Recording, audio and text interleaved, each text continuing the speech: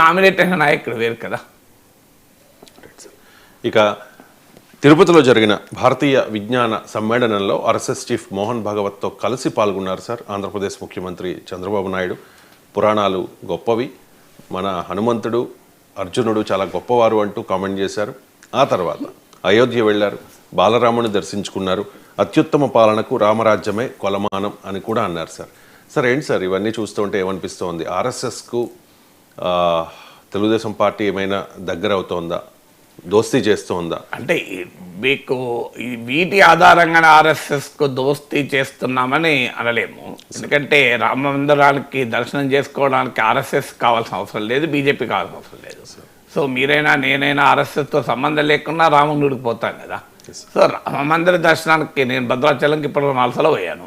So దానికేమి నాకు ఆర్ఎస్ఎస్లో సభ్యత్వం అవసరం లేదు. అంటే హిందూ కావటానికి ఆర్ఎస్ఎస్ సర్టిఫికేట్ అవసరం లేదు. అందువల్ల ఎవరికైనా మత విశ్వాసాలు ఉండొచ్చు, నమ్మకాలు ఉండొచ్చు. ఇప్పుడు తెలంగాణ ముఖ్యమంత్రి రేవంత్ రెడ్డి తిరుపతిలో ఉన్నాడు, సో తిరుమలలో ఉన్నాడు. సో ఉన్నాడంటే ఆయన ఏమైనా ఆర్ఎస్ఎస్లో సభ్యుడు కనుక పోలే కదా. అందువల్ల చంద్రబాబు నాయుడు పౌరాణిక గాథల గురించి గొప్పగా చెప్పినా, రాముడి గుడిలో దర్శనం చేసుకున్నా దాన్ని మనం ఆర్ఎస్ఎస్కు సాన్నిహిత్యం అనాల్సిన అవసరం లేదు. కానీ ఎజెండాలో అంటే ఆర్ఎస్ఎస్ తీసుకొచ్చేటువంటి హిందుత్వ పొలిటికల్ ఎజెండా, హిందూ అంశం వేరు, హిందుత్వ వేరు, రెండింటి మధ్య తేడా ఉండాలి. హిందూ అనేదేమో ఒక విశ్వాసము, ఒక ధర్మము, ఒక జీవన విధానము, ఒక నమ్మకము, ఒక ఆధ్యాత్మిక చింతన హిందూ. హిందుత్వ అంటే ఏంటంటే మతపరమైన విశ్వాసాల్ని, నమ్మకాల్ని, భావాల్ని రాజకీయపరమైన సంఘటిత రూపాన్ని ఇవ్వడం హిందుత్వ. ఈ రెండింటి మధ్య తేడా మనకు అర్థం కావాలి. అందుకే ప్రతి హిందువు హిందుత్వవాది కాదు, హిందుత్వవాదులు మాత్రమే హిందువులకు కాదు. సరే, రెండింటి మధ్య మన తేడా అర్థం. Every Hindu need not be an హిందుత్వవాది. ఎవ్రీ హిందుత్వవాది ఓన్లీ హిందుత్వవాది హిందూస్ కాదు. హిందుత్వ సిద్ధాంతాన్ని నమ్మని వారు కూడా లక్షల సంఖ్యలో, కోట్ల సంఖ్యలో హిందువులు ఉన్నారు దేశంలో. లేకపోతే బీజేపీకి 80% ఓటింగ్ రావడం లేదు కదా. సో హిందువులందరూ హిందుత్వవాదులు కాదు. ఇప్పుడు హిందువులందరూ మత ఆధారిత రాజకీయం ఏమీ చేయరు, మతపరమైన ఛాందసవాదాన్ని ఏమీ బోధించరు కదా. అదొక విశ్వాసము, ఒక నమ్మకము, ఒక భావన, ఒక ఆధ్యాత్మిక చింతన, ఒక జీవన విధానము, సో ఒక జీవన మార్గము, అంతే తప్ప దానికి ఆర్ఎస్ఎస్కు సంబంధం ఉందని అనలేము. కానీ ఇటీవల కాలంలో ఆ తెలుగుదేశం శ్రేణుల్లో కూడా వస్తున్న టెన్షన్ ఏంటి అంటే, మా వాడు హిందూ అనే కాదు, హిందుత్వ టిల్ట్ కూడా తీసుకుంటున్నాడు అని. సో మీరు పైకి చెప్పకపోయినా మీరు నాతో చాలామంది టీడీపీ నేతలు కూడా మాట్లాడుతుంటారు. వాళ్ళ ఆవేదన ఏంటంటే ఆర్ఎస్ఎస్ ఐడియాలజీకి మా వాడు టిల్ట్ అవుతున్నాడు. అది వ్యూహాత్మకమే కావచ్చు.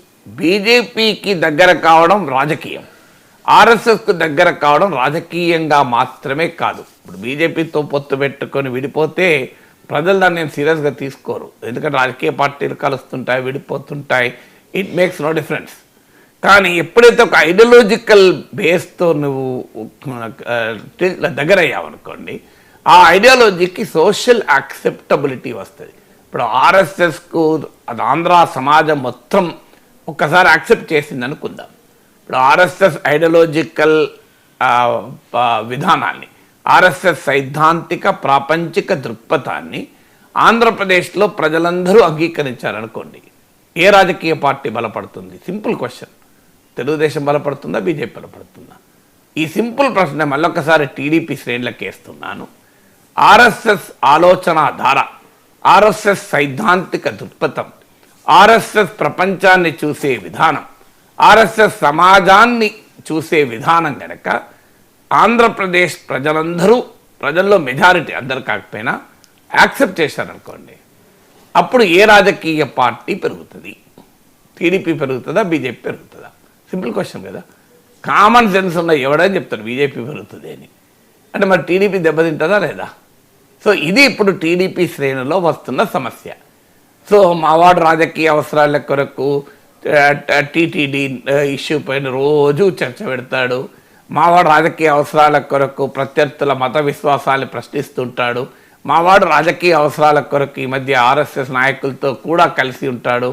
వాళ్ళని సంతృప్తిపరిచే రీతిలో తాను కూడా ఒక లాయల్ హిందుత్వవాదిని అని చెప్పుకునే ప్రయత్నం చేస్తున్నాడు. ఇదంతా వ్యూహాత్మకం అని మావాడు అనుకుంటున్నాడు. కానీ ఇది ఆర్ఎస్ఎస్ ఐడియాలజీకి గ్రేటర్ యాక్సెప్టబిలిటీ ఆంధ్రప్రదేశ్ సమాజంలో తెస్తుంది. ఇప్పుడు మీరు గమనించండి, మీరు ఆంధ్రప్రదేశ్లో ఒక ఆసక్తికరమైన ధోరణి ఉంటుంది. హిందూస్ కూడా పెద్ద పెద్ద ఆస్తిపరులు చర్చిలకు కూడా డొనేషన్లు ఇచ్చిన వాళ్ళు ఉంటారు. చర్చిలకు ల్యాండ్ ఇచ్చిన హిందూస్ ఉంటారు. నాకు తెలిసి ఈవెన్ కమ్మాసులు కూడా చర్చిలకు ల్యాండ్ ఇచ్చిన వాళ్ళు ఉన్నారు చాలామంది. ఎందుకు కమ్మాసులు అంటున్నానంటే సమాజంలో కమిటెడ్ తెలుగుదేశం లాయలిస్టులు కూడా నీకు మత విశ్వాసాల విషయం వచ్చే వరకు చాలా లిబరల్గా బీజేపీ ఆర్ఎస్ఎస్ ఐడియాలతో ఉండరు. టీడీపీ వారు ఆ రకమైన లిబరల్ సెక్యులర్ భావాలతోనే ఉంటారు. అందుకే మీకు చర్చిలకు ల్యాండ్ ఇచ్చేటువంటి వారు కనబడుతుంటారు. ఏదో జగన్మోహన్ రెడ్డి అభిమానులు ఇచ్చారంటే that is a different thing.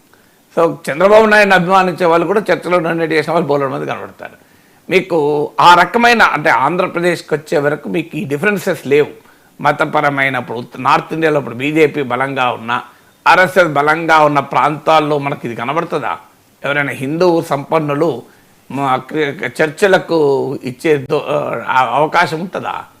So అందువల్ల ఎప్పుడైతే ఈ ఆర్ఎస్ఎస్ ఐడియాలజీకి యాక్సెప్టబిలిటీ పెరిగిందో అది బీజేపీకి అడ్వాంటేజ్ అవుతుంది. మీ దేశమంతటా తీయండి, నార్త్ ఈస్ట్ కానీ ఎక్కడైనా వెళ్ళండి, అస్సాం చూడండి, ఇతర నార్త్ ఈస్టర్న్ స్టేట్ చూడండి, ముందు ఆర్ఎస్ఎస్ ఎంటర్ అవుతుంది.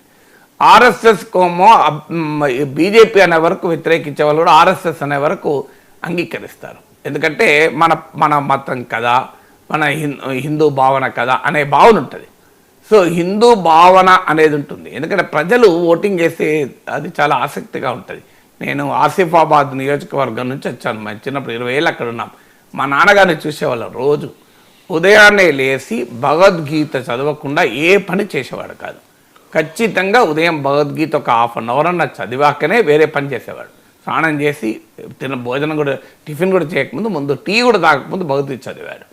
ఆ తర్వాత మా తాత ఆర్య సమాజ్ వ్యవస్థాపకుడు, నా ఆసనపర్తి ఆర్య సమాజ వ్యవస్థాపకుడు.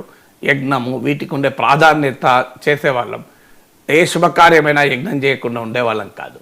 విశ్వ హిందూ పరిషత్కు మాత్రమే ఏడాదికి ఒకసారి డొనేషన్ ఇచ్చేవాడు. కేవలం విశ్వ హిందూ పరిషత్కే, ఎందుకంటే మన మతం కొరకు పనిచేస్తుందని. కానీ భారత కమ్యూనిస్ట్ పార్టీకి ఓటేసేవాడు, సిపిఐకి. ఇది నేను 20 ఏళ్ళు చూశాను మా ఫాదర్ను. మా ఊర్లో సిపిఐ ఎమ్మెల్యే ఉండే గుండా మల్లేష్ అని, ఆయన ఓటేసేవాడు 20 ఇయర్స్.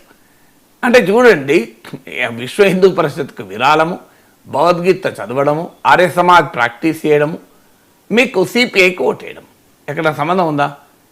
అంటే ఆ ఐడియాలజీ హిందూ అనే భావన ఉంటే ఇది సాధ్యమవుతుంది. ఇంత డైకాటమీ సాధ్యమవుతుంది. హిందుత్వం అనే భావన ఉంటే సాధ్యం కాదు. హిందూ భావన వేరు, హిందుత్వ భావన వేరు. ఇప్పుడు మీకు కేరళలో ఒక ఇంట్రెస్టింగ్ ఇన్సిడెంట్ జరుగుతుంది. ఈఎంఎస్ నంబూద్రిపాద్, ప్రఖ్యాత మార్క్సిస్ట్ నేత, కేరళ మాజీ ముఖ్యమంత్రి కూడా, తొలి కమ్యూనిస్ట్ ముఖ్యమంత్రి.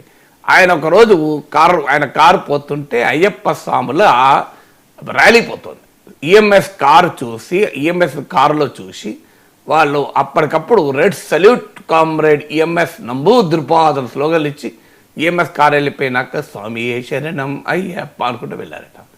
ఇది భారతీయత, ఇది భారతదేశ సమాజం యొక్క ప్రత్యేకత.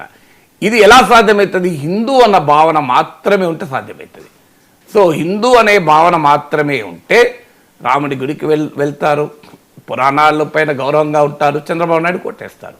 ఇది హిందూ భావన ఉన్నంతకాలం. హిందుత్వం అనే భావన వచ్చిందనుకోండి, ఎట్టి పరిస్థితుల్లో చంద్రబాబు నాయుడు కొట్టేయరు, భారతీయ జనతా పార్టీ కొట్టేస్తారు. ఎందుకంటే అసలు శిస్సులు హిందుత్వవాది భారతీయ జనతా పార్టీ. మిగతా వాళ్ళ కహానీల కొరకు, రాజకీయాల కొరకు హిందూ అనేవాళ్ళు. బీజేపీ అదే కాదు కదా. భారతీయ జనతా పార్టీ, భారతీయ జనసంఘ్ అసలు ఓట్లు పడవనుకున్న రోజుల్లో కూడా హిందుత్వవాదులు. అది గొప్పతనం వాళ్ళది. వాళ్ళ కమిట్మెంట్ను మనం అప్రిషియేట్ చేయాలి. ఇవ్వాలంటే పోనీ అధికారం ఉంది, అందరూ తమ హిందుత్వ సింబల్స్, సనాతన ధర్మం గురించి నినాదాలు ఇస్తున్నారు, సనాతన ధర్మానికి తామే పరిరక్షకులుగా తమకు తాము ప్రజెంట్ చేసుకుంటున్నారు, తమ హిందూ మత విశ్వాసాల్ని భావాల్ని అడ్వర్టైజ్ చేసుకుంటున్నారు. కానీ భారతీయ జనసంఘ్ బీజేపీ అట్లా కాదే. ఇవాళ కాదు కదా, 40 ఏళ్ల క్రితం 50 ఏళ్ల క్రితం హిందుత్వ పాలిటిక్స్ ఎవడు పట్టించుకోలే. సో మా నాన్న విశ్వ హిందూ పరిషత్ డొనేషన్ ఇచ్చాడు, ఓటేమంటే వేయలే బీజేపీకి అన్నాడు. మరి అలాంటి టైంలో కూడా వాళ్ళు they stood for their ideology. మా విధానం ఇదే, మీరు ఓట్లు వేయండి ఎక్కిపోండి, ఇవాళ కాకపోతే రేపు వస్తాయి. సో మాది మాత్రం హిందూ రాష్ట్ర సాధనకే మేము పనిచేస్తాం, మా సిద్ధాంతం హిందుత్వ అని చెప్పి జనసంఘ్ ఆ తర్వాత బీజేపీ పనిచేస్తూ వచ్చింది కదా. ఏనాడు వాళ్ళు ఎమ్మెల్యే కొరకు హిందుత్వాన్లే, ఎంపీ కొరకు హిందుత్వాన్లే, ముఖ్యమంత్రి కొరకు హిందుత్వాన్లే, ప్రధానమంత్రి కావడానికి హిందుత్వాన్లే. ఇవాళ ఉండొచ్చు, ఇవాళ అందరూ అనొచ్చు కావాలని, కానీ ఆ ఓట్ల కొరకు, సీట్ల కొరకు, అధికారం కొరకు హిందుత్వం చెప్పిన వాళ్ళు కాదు ఆర్ఎస్ఎస్, బీజేపీ. దేని నమ్మకం అది, వారి కమిట్మెంట్ అది. అందువల్ల వాళ్ళ ప్రత్యేకత అది. అది మిగతా పార్టీలు, సెక్యులర్ పార్టీస్ కూడా ఇవాళ రాజకీయ అవసరాల కొరకు ఫ్యాషనబుల్ అయిపోయింది హిందుత్వం. ఒకప్పుడంటే Hindutva was a fringe ideology, ఇవాళ Hindutva is a mainstream ideology. ఒకప్పుడు హిందుత్వ అనేది కొద్ది మంది వ్యక్తుల సైద్ధాంతిక పైత్యం. ఈరోజు మెజారిటీ, మెయిన్ స్ట్రీమ్ మెజారిటీ అన్నాను, కానీ ఈరోజు ఒక ప్రధాన స్రవంతి, సైద్ధాంతిక స్రవంతి అది. అందువల్ల ఇవాళ అందరూ అవసరాల కొరకు అనొచ్చు, ఏ మోడీ సంతృప్తి పడతాడనో, సో ఏ ఆర్ఎస్ఎస్ సంతృప్తి పడుతుందనో హిందుత్వ భావజాలాన్ని ప్రదర్శించవచ్చు. కానీ అల్టిమేట్గా హిందుత్వ భావన పెరిగితే, నేను ఇంతకుముందు చెప్పినట్లు విశ్వ హిందూ పరిషత్కు విరాళమిచ్చి భగవద్గీత నిత్య పారాయణము చేస్తూ ఆర్య సమాజ ఆచరించు మీకు సిపిఐకి ఓటేయడమో టీడీపీకి ఓటేయడం ఉండదు. ఖచ్చితంగా వాళ్ళు బీజేపీకి ఓటేస్తారు. హిందూ భావన ఉంటే టీడీపీకి ఓటేస్తారు, హిందుత్వ భావన ఉంటే బీజేపీకి ఓటేస్తారు. చంద్రబాబు నాయుడు ఎంత హిందుత్వ చెప్పినా, ప్రదర్శించినా, పవన్ కళ్యాణ్ ఎంత సనాతన ధర్మం గురించి మాట్లాడినా, సనాతన ధర్మమే రాజకీయమైన రోజు జనసేన కోట్లు పడవు, బీజేపీ కోట్లు పడతాయి. సనాతన ధర్మం ధర్మమైనంత కాలం పవన్ కళ్యాణ్ కోట్లు పడతాయి. హిందూ భావనే ఉన్నంత కాలం చంద్రబాబు నాయుడు కోట్లు పడతాయి. అది హిందుత్వ భావనగా మారిన మరుక్షణం చంద్రబాబు నాయుడు కూడా ఓట్లు పడవు, బీజేపీ కోట్లు పడతాయి. ఇది రాజకీయం. ఇది మర్చిపోయి మీరు అవసరాల కొరకు రకరకాల రూపాలు ధరిస్తే అల్టిమేట్గా బీజేపీ విల్ బెనిఫిట్. అది ఇప్పుడు తెలుగుదేశం శ్రేణిలో వస్తున్న టెన్షన్. మా నాయకుడు ఈనాటి రాజకీయ అవసరాల కొరకు, ఇప్పటి వ్యూహాత్మక ప్రయోజనాల కొరకు, ఆర్ఎస్ఎస్ సైద్ధాంతిక భావజాలానికి సోషల్ యాక్సెప్టబిలిటీ ఇస్తున్నాడు. వాళ్ళు ఎక్స్పాండ్ అయ్యి సమాజం పైన వాళ్ళ సిద్ధాంతం గనక బలమైన ముద్ర వేసిన రోజు తెలుగుదేశం పార్టీ అధికారంలో ఉండదు, బీజేపీ అధికారంలో ఉంటుంది. ఇది వాళ్ళ భయం టీడీపీ శ్రేణులు. ఇది అయితే తాత్కాలిక అవసరాలు డామినేట్ చేసినప్పుడు దీర్ఘకాలిక రాజకీయ అవసరాలు పక్కకు పోతాయి కదా. And short term objectives dominate, long term goal